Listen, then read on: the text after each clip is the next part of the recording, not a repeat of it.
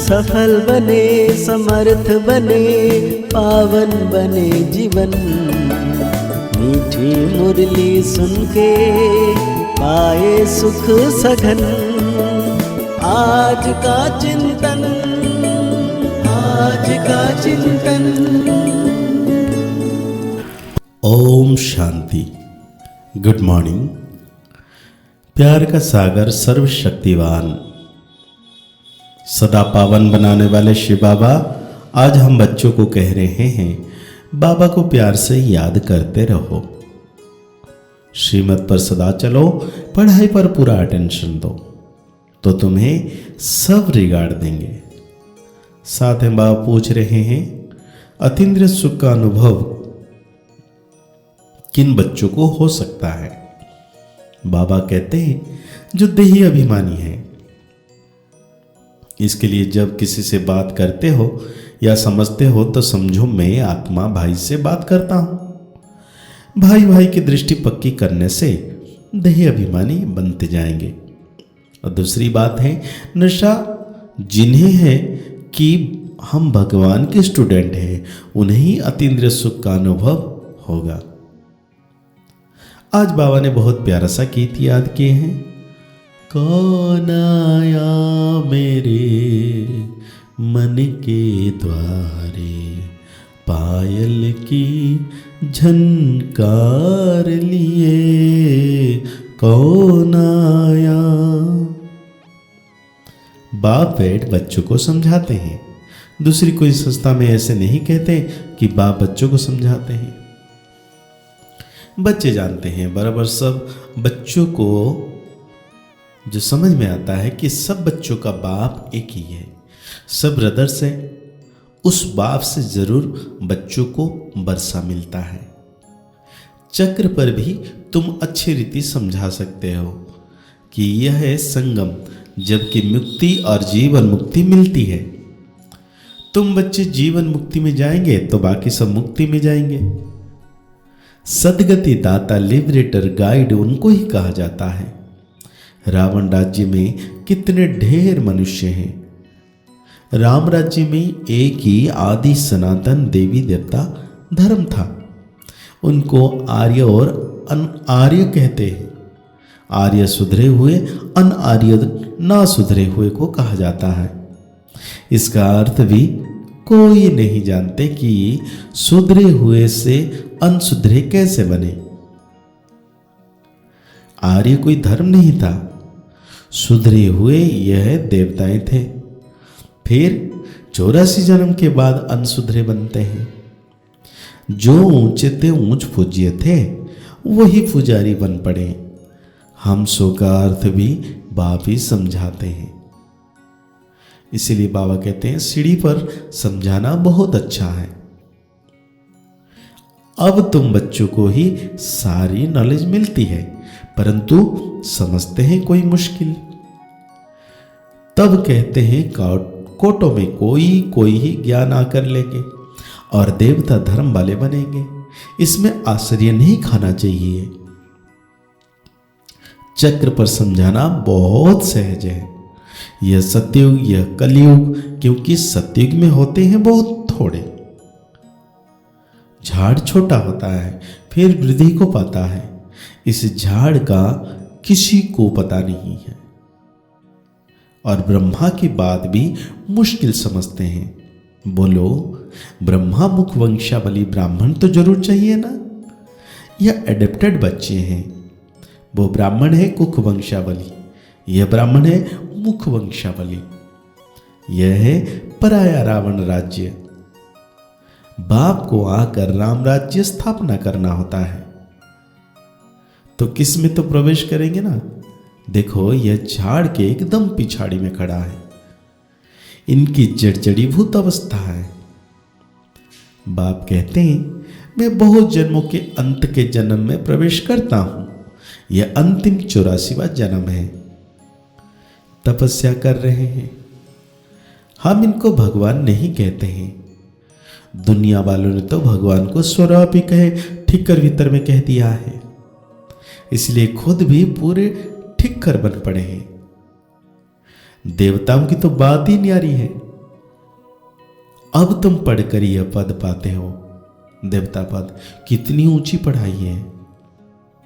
तो जरूर भगवान भगवती होनी चाहिए, परंतु मनुष्य समझते नहीं है, परंतु उनको कहा जाता है महारानी महाराजा।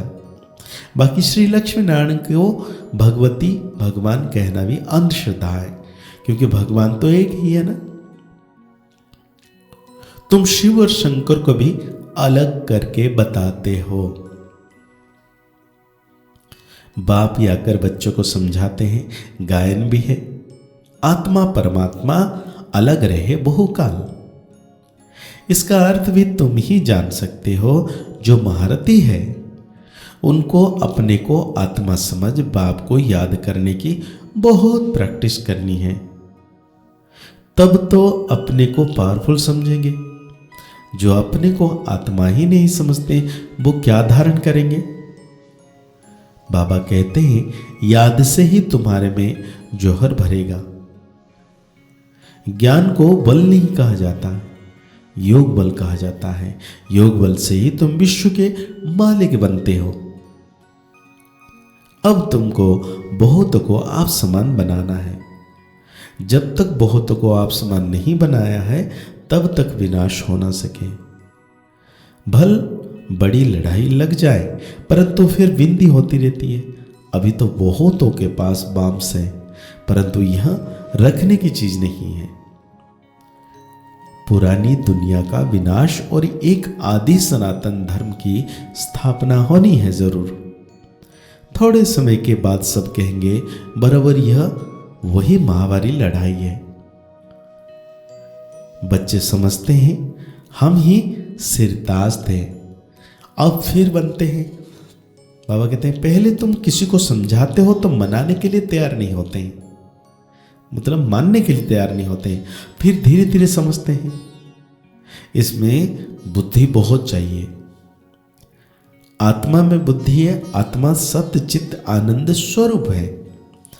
अब तुम बच्चों को दही अभिमानी बनाया जाता है। जब तक बाप ना आए तब तक कोई देह अभिमानी बन ना सके।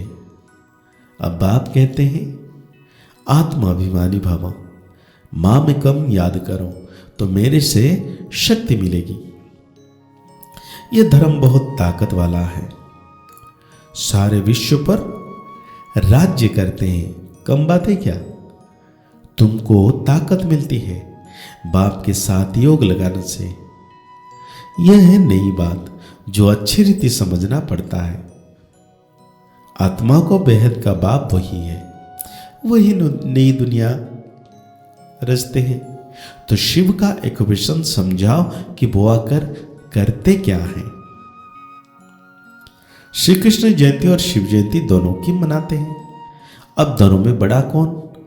ऊंचे थे ऊंची निराकार। उसने क्या किया जो शिव जयंती मनाई जाती है। कृष्ण ने क्या किया। लिखा हुआ कि परमपिता परमात्मा साधारण बूढ़ेतन में आकर स्थापना करते हैं।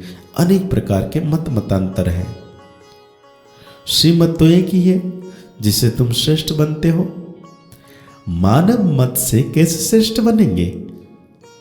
यह ईश्वरीय मत जो तुमको एक ही बार संगम पर मिलती है। इसलिए भागते हैं, तुम बच्चों को किसी भी बात में कोई भी बात में मूंझना नहीं है। यह ड्रामा बना बनाया है जो रिपीट होता रहता है। तुम्हारी सर्विस भी कल पहले मिसल होती है। ड्रामा ही तुमको पुरुषार्थ कराते हैं, वो भी तुम करते हो कल पहले मिसल। पुरुषार्थ बालों की चलन से तुम समझ सकते हो। अब तो प्रदर्शनी में ग्रुप देख कर गाइड दिया जाता है ताकि अच्छी रीति समझा सके। तो आज बाबा हम बच्चों को धारणाओं में कहते हैं, सत्य ज्ञान को बुद्धि में धारण करने के लिए बुद्धि रूपी बर्तन को साफ स्वच्छ बनाना है। व्यर्थ बातों को बुद्धि से निकाल देना है।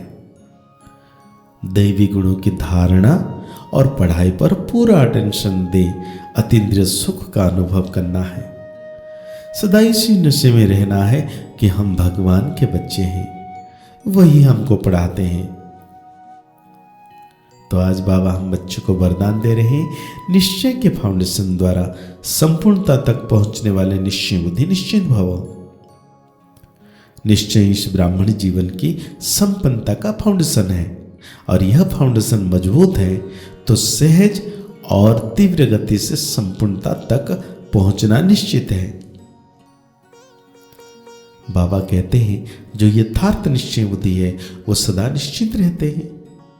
यथार्थ निश्चय है अपने आत्म स्वरूप को जानना, मानना और उसी प्रमाण चलना, और बाप जो है जैसा है, जिस रूप में पाठ बजा रहे हैं उस यथार्थ रूप को जानना। ऐसे निश्चय बुद्धि विजयी होते हैं।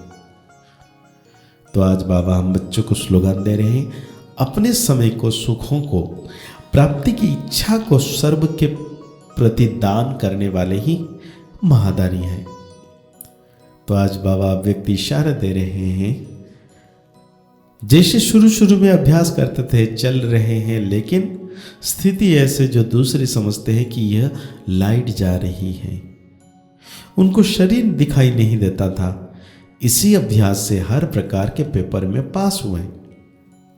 तो अभी जबकि समय बहुत खराब आ रहा है तो डबल लाइट रहने का अभ्यास बढ़ाओ, दूसरों को सदैव आपका लाइट रूप दिखाई दे। यही सेफ्टी है, अंदर आवे और लाइट का किला देखें। तो आज के मुरली के अनुसार हम सोमान लेंगे, मैं संपूर्ण निश्चय बुद्धि आत्मा हूँ। मुरली को और गहरी रीति से चिंतन करते हुए निरंतर सर्वशक्तिवान बाबा को अपने साथ का अनुभव करना है। मुस्कुराते रहिए, आगे बढ़ते रहिए, पुरुषार्थ करते रहिए, खुश रहें, स्वस्थ रहें, मस्त रहें। ओम शांति, ओम शांति, ओम शांति।